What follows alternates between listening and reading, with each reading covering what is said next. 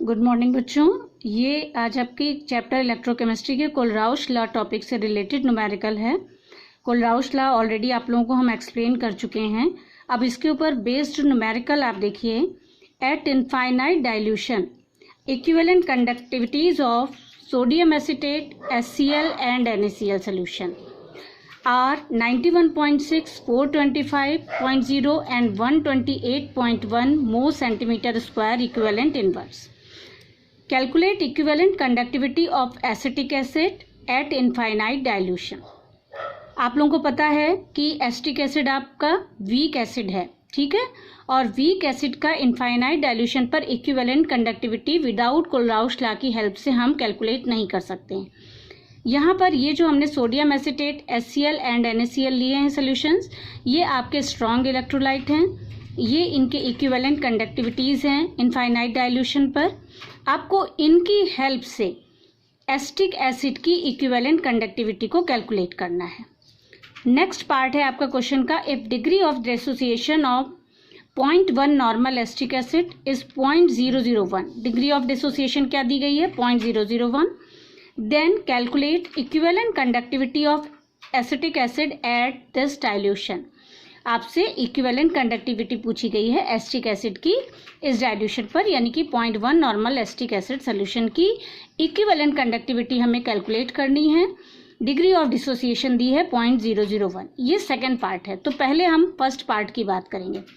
सबसे पहले what is given, lambda equivalent conductance of sodium acetate at infinite dilution 91.6 mole centimeter square equivalent inverse.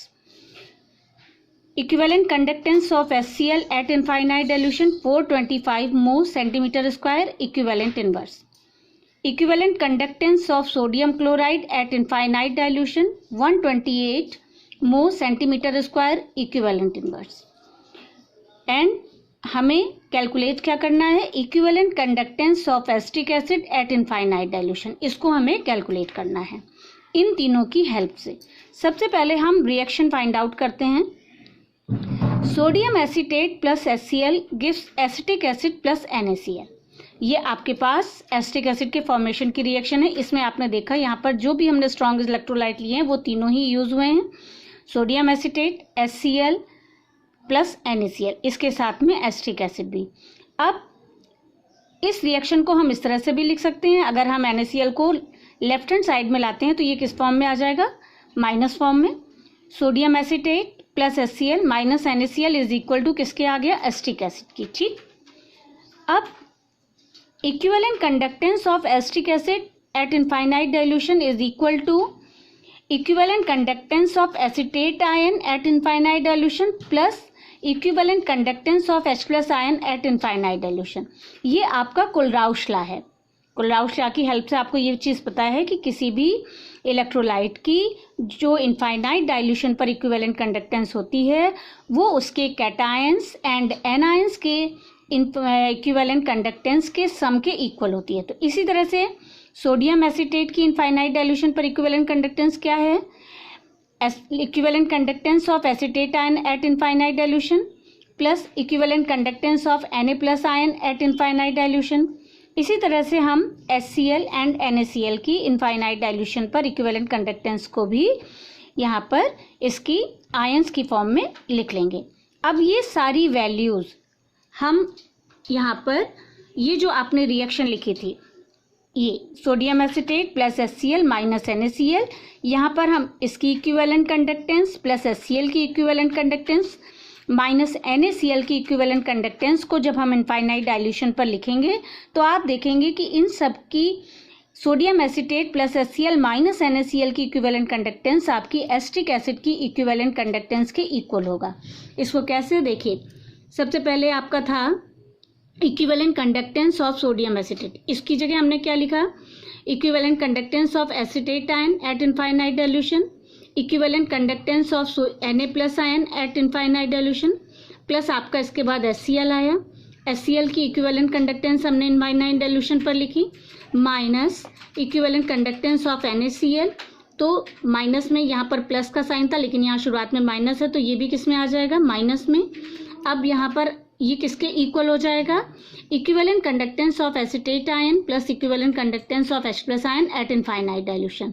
अब कैसे equal होगा इस चीज को यहाँ पर हम प्रूव कर सकते हैं। Plus Na plus minus Na plus cancel हो जाएंगे, प्लस Cl माइनस और माइनस Cl माइनस ये कैंसिल हो जाएंगे। अब क्या बचा यहाँ पर? Equivalent conductance of acetate ion at infinite dilution plus equivalent conductance of H plus ion at infinite dilution is equal to equivalent conductance of acetate ion at infinite dilution plus equivalent conductance of H plus ion at infinite dilution. यानी जब हम sodium acetate and HCl की equivalent conductance को plus करके उसमें से NaCl की equivalent conductance को माइनस कर देंगे तो जो वैल्यू आएगी वो आपकी इनफाइनाइट डाइल्यूशन पर एसिटिक एसिड की इक्विवेलेंट कंडक्टेंस के इक्वल होगी। अब यहाँ पर आप ये वैल्यूज पुट करिए। यहाँ पर आपके पास सोडियम एसीटेट की इनफाइनाइट डाइल्यूशन पर इक्विवेलेंट कंडक्टेंस की वैल्यू दी है 91.6, HCl की 425, सोडियम क्लोराइड की 128। ये किसके इक्वल आ जाएगी? Equivalent conductance of acetic acid at infinite dilution. अब यहाँ पर जब हम कैलकुलेशन करेंगे तो ये वैल्यू आपकी आएगी 388.5 mole centimetre square equivalent inverse. ये आपकी किसके इक्वल होगी? Equivalent conductance of acetic acid at infinite dilution पे। अब degree of dissociation alpha is equal to क्या होता है? Lambda V upon lambda infinite. Lambda V आपको कैलकुलेट करना है, यानी कि equivalent conductance at V concentration, और lambda infinite equivalent conductance at infinite dilution ये आपने यहाँ पर कैलकुलेट कर लिया है। Degree of dissociation already given है। अब ये वैल्यूज जब आप यहाँ पर पुट करेंगे तो लैम्डा वी की वैल्यू आपकी आ जाएगी 0.3885 मोल सेंटीमीटर स्क्वायर इक्विवेलेंट इनवर्स, और आपका न्यूमेरिकल यहाँ पर सॉल्व हो जाएगा। ओके।